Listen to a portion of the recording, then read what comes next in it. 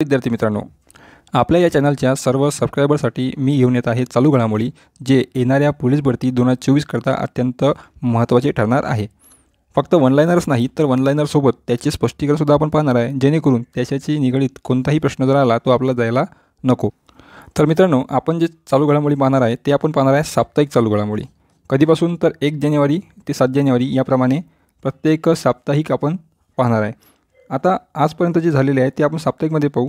जे 2023 मध्ये झालेले आहेत ते सर्व आपण महिन्यावारी पूर्ण एका महिन्यात जितकेही महत्त्वाचे चालू घडामोडीवरील प्रश्न असतील ते सर्व आपण या सिरीजमार्फत घेणार आहे।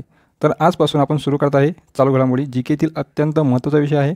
यामध्ये आपण वन लाइनर सोबतच त्या प्रश्नाचे स्पष्टीकरण सुद्धा पाहणार आहे, कारण की कधीकधी चालू घडामोडीवर प्रश्न हा फिरून सुद्धा विचारला जातो। तर जी के तुम्हाला सर्वांना माहीत आहे की 25 प्रश्नांसाठी येणार आहे आणि यामध्ये हा अतिशय महत्त्वाचा विषय आहे। जी केमधील इतर विषयसुद्धा आपण याच प्रकारे घेऊ, जेणेकरून झालेल्या प्रश्नपत्रिकांमध्ये जे महत्त्वाचे प्रश्न असतील ते आपण या चॅनलमार्फत सराव करू। ठीक आहे, तर चला पाहूया प्रश्न। पहा, पहिला प्रश्न आहे, महाराष्ट्र राज्याच्या मुख्य सचिवपदी कोणाची नियुक्ती करण्यात आली आहे?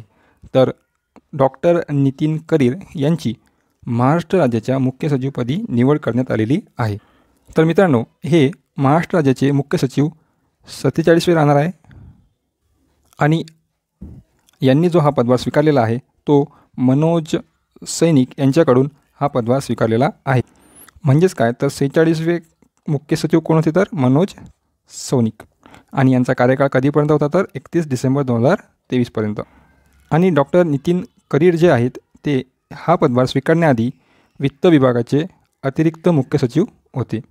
ठीक आहे, हे महत्त्वाचे पॉईंट आहेत, लक्षात ठेवायचे। पुढचा प्रश्न पाहू, ITBPचे नवीन महासंचालक कोण आहेत? तर श्री राहुल रसकोत्रा हे ITBPचे नवीन महासंचालक आहे। ITBP म्हणजेच काय, तर इंडो तिबेटियन बॉर्डर पोलीस। याची स्थापना 24 ऑक्टोबर 1962 रोजी झालेली आहे आणि यांचे जे उद्देश आहे, जे ब्रीदवाक्य आहे ते आहे शौर्य, दृढता, कर्मनिष्ठा। आणि ITBPचे मुख्यालय कुठे आहे? तर नवी दिल्ली येथे। मित्रांनो, याच प्रकारे जितकेही आपल्या पोलीस भरतीमध्ये महासंचालक पद किंवा मुख्य जे महत्त्वाचे पदे असतात ते विचारले जातात, त्यांची आपण एक पूर्ण लिस्ट केलेली आहे। ते सर्व आपण या चॅनलवर घेणार आहे। प्रत्येक विभागातील महासंचालक आणि इतर सर्व महत्त्वाचे पदानुसार कोण सध्या त्या पदावर स्थित आहे ते आपण पाहणार आहे। पहा पुढचा प्रश्न, केंद्रीय औद्योगिक सुरक्षा दल म्हणजेच CISF च्या महासंचालकपदी नियुक्त झालेल्या पहिल्या महिला अधिकारी कोण आहेत? अतिशय महत्त्वाचा प्रश्न आहे। तर नीना सिंग या पहिल्या महिला अधिकारी आहेत, ज्या CISF म्हणजेच केंद्रीय औद्योगिक सुरक्षा दल या बलाच्या महासंचालकपदी यांची नियुक्ती झालेली आहे। ठीक आहे, तर CISF म्हणजेच सेंट्रल इंडस्ट्रियल सिक्युरिटी फोर्स। ठीक आहे, केंद्रीय औद्योगिक सुरक्षा बल। याची जी स्थापना आहे ते आहे 10 मार्च 1969 मध्ये आणि मुख्यालय आहे नवी दिल्ली येथे। पुढचा प्रश्न पाहू, मॅन ऑफ द इयर 2023 हा पुरस्कार कोणाला मिळाला? तर LP हेमंत के श्रीनिवासुलू यांना मॅन ऑफ द इयर 2023 हा पुरस्कार मिळाला। मित्रांनो, लॅटिन अमेरिका आणि कॅरेबियन व्यापार परिषदेचे हे जे आहेत ते संचालक आहेत आणि व्यापार मुत्सद्देगिरी आणि जागतिक आर्थिक संबंधामध्ये हेमंत यांच्या उल्लेखनीय योगदानाबद्दल हा त्यांना पुरस्कार देण्यात आला आहे। तर लक्षात ठेवायचे आहे, मॅन ऑफ द इयर 2023चा पुरस्कार LP हेमंत के श्रीनिवासुलू यांना देण्यात आलेला आहे। पुढचा प्रश्न पहा, संरक्षण संशोधन आणि विकास संस्थेचा म्हणजेच DRDO ची स्थापना म्हणून कोणता दिवस साजरा केला जातो? तर 1 जानेवारी। सर्वांच्या लक्षात राहणार आहे की 1 जानेवारीला DRDOचा दिवस म्हणून आपण साजरा करतो। DRDOचा फुल फॉर्म परीक्षेमध्ये खूप वेळा विचारला जातो, तो म्हणजेच defence research and development organisation, DRDO। D म्हणजेच डिफेन्स, R म्हणजे रिसर्च, D म्हणजे डेव्हलपमेंट आणि O म्हणजेच ऑर्गनायझेशन। ठीक आहे, याची स्थापना जी आहे ते 1958ची आहे आणि मुख्यालय DRDO भवन नवी दिल्ली आणि याचे अध्यक्ष जे आहे ते आहेत डॉक्टर समीर V कामत। मित्रांनो, सर्व पॉईंट जे आहेत ते महत्त्वाचे आहेत। तुम्हाला वाटल्यास नोटसुद्धा काढू शकता किंवा व्हिडिओ तुम्ही पुन्हा सुद्धा पाहू शकता, जेणेकरून यावर जर प्रश्न आला तर तो आपला जायला नको. पहा पुढचा प्रश्न. 16व्या वित्त आयोगाच्या अध्यक्षपदी कोणाची नियुक्ती करण्यात आली आहे? तर अरविंद पानगडिया यांची 16व्या वित्त आयोगाच्या अध्यक्षपदी निवड करण्यात आली आहे. आता प्रश्नामध्येच उत्तर लपलं आहे. जर प्रश्न फिरून विचारला की अरविंद पानगडिया यांची कोणत्या क्रमांकाच्या वित्त आयोगाच्या अध्यक्षपदी नियुक्ती करण्यात आली, तर मग 16व्या. ठीक आहे. प्रश्न कसाही फिरून विचारला जाऊ शकतो, म्हणून प्रत्येक पॉईंट लक्षात ठेवायचा. पहा, काही महत्त्वाचा मुद्दा इथे की राज्यघटनेच्या कलम 280 नुसार राष्ट्रपतीकडून वित्त आयोगाची स्थापना केली जाते. कोणाकडून? तर राष्ट्रपती यांच्याकडून. नंतर हा महत्त्वाचा पॉईंट आहे की के.सी. नियोगी हे पहिल्या वित्त आयोगाचे अध्यक्ष होते. ठीक आहे. आपण करंट अफेअरनुसार सध्याच्या अध्यक्षपदांची नावे लक्षात ठेवतो, पण कधीकधी त्याच घटकाला निगडीत प्रश्न फिरून विचारतात की त्याच वित्त आयोगाचे पहिले अध्यक्ष कोण होते, तर मग के.सी. नियोगी. पुढचा पॉईंट पहा.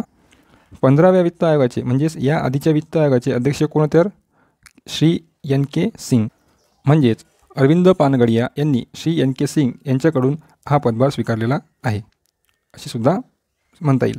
ठीक आहे. नंतर वित्त आयोग हा दर 5 वर्षांनी भारताच्या राष्ट्रपतींद्वारे नेमला जाणारा एक आर्थिक नियोजन करणारा आयोग आहे. किती वर्षांनी? तर दर 5 वर्षांनी. लक्ष ठेवायचे आहे. पुढचा प्रश्न पहा. वाळवंट चक्रीवादळ 2024 हा लष्करी सराव कोणत्या देशामध्ये आयोजित केला जात आहे? आता हाच जो सरावाचं नाव आहे, हेच नाव तुम्ही इंग्लिशमध्ये सुद्धा पेपरमध्ये पाहू शकता, जसे डेझर्ट सायक्लॉन 2024. ठीक आहे. तर हा जो सराव झाला आहे तो भारत आणि संयुक्त अरब अमिराती यांच्यामध्ये झालेला आहे. कधीपासून आहे? तर हा 2 जानेवारी ते 15 जानेवारी या दरम्यान झालेला आहे. नंतर जर ठिकाण विचारले तर मग राजस्थानच्या थार वाळवंटात हा सराव झालेला आहे. आणि एक महत्त्वाचे म्हणजेच संयुक्त अरब अमिराती म्हणजेच UAE यांची जी राजधानी आहे ती आहे अबू धाबी. पुढचा प्रश्न. स्कॉटिश स्क्वॅश ज्युनियर ओपन 2023मध्ये 19 वर्षाखालील महिलांचे विजेतेपद कोणी जिंकले? तर उत्तर आहे अनहत सिंग यांनी 19 वर्षाखालील गटामध्ये खेळून स्कॉटिश स्क्वॅश ज्युनियर ओपन 2023 या स्पर्धेचे विजेतेपद मिळवलेले आहे. पुढचा प्रश्न पहा. महाराष्ट्र सरकारने कोणता दिवस राज्य क्रीडा दिन म्हणून साजरा करण्याचा निर्णय घेतलेला आहे?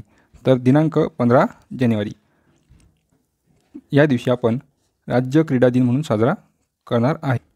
आता याचे कारण असे आहे की भारताला पहिले वैयक्तिक ऑलिम्पिक पदक मिळवून देणारे महान कुस्तीपटू कोण? कुस्तीपटू त्यांचे नाव आहे खाशाबा जाधव यांचा या दिवशी काय असतो? तर जन्मदिवस. तर पॉईंट कसे लक्षात ठेवायचे? एक तर 15 जानेवारीला राज्य क्रीडा दिन. दुसरी गोष्ट, खाशाबा जाधव हे कोणत्या खेळाशी संबंधित आहे? तर कुस्ती संबंधित.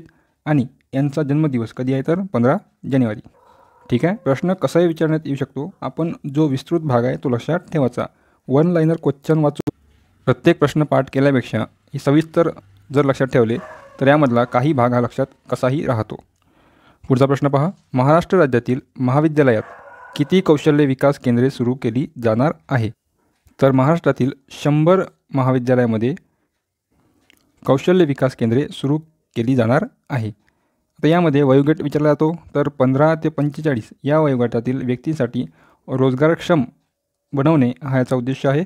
आणि कौशल्य विकास सोसायटीमार्फत प्रमोद महाजन कौशल्य आणि उद्योजकता विकास अभियानामार्फत ही योजना राबवण्यात येणार आहे. पुढचा प्रश्न पहा. देशाची पहिली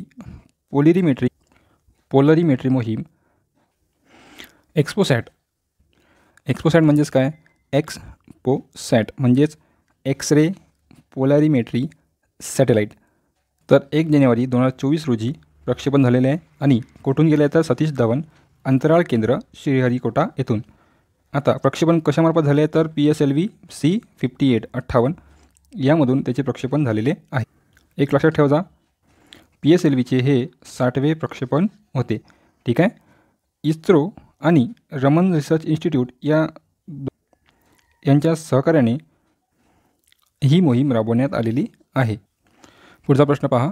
महाराष्ट्र लोकसेवा आयोगाच्या अध्यक्षपदाची कोणी पद व गोपनीयतेची शपथ घेतली? तर रजनीश सेठ यांनी महाराष्ट्र लोकसेवा आयोग म्हणजेच MPSCच्या अध्यक्षपदाची शपथ घेतलेली आहे. तर मित्रांनो, याच प्रकारे आपण सर्व चालू घडामोडी पाहणार आहेत. सोबतच त्याचे आपण काय पाहणार आहे, स्पष्टीकरण, जेणेकरून त्या प्रश्नाच्या निगडीत आणखी काही प्रश्न जर विचारले गेला तर तो आपल्याला महत्त्वाचा ठरेल. यासोबत आपण आपल्या चॅनलवर मराठीसुद्धा पाहत आहे, ठीक आहे, मराठी व्याकरणसुद्धा पाहत आहे. आणि सर्वात महत्त्वाचे म्हणजेच अंकगणित या विषयावर आपण सर्व PYQ सॉल्व करत आहे, ठीक आहे. याआधी काही महत्त्वाचे व्हिडिओ मी टाकलेले आहेत, तुम्ही पाहू शकता. तर भेटूया अशाच पुढच्या व्हिडिओमध्ये. धन्यवाद.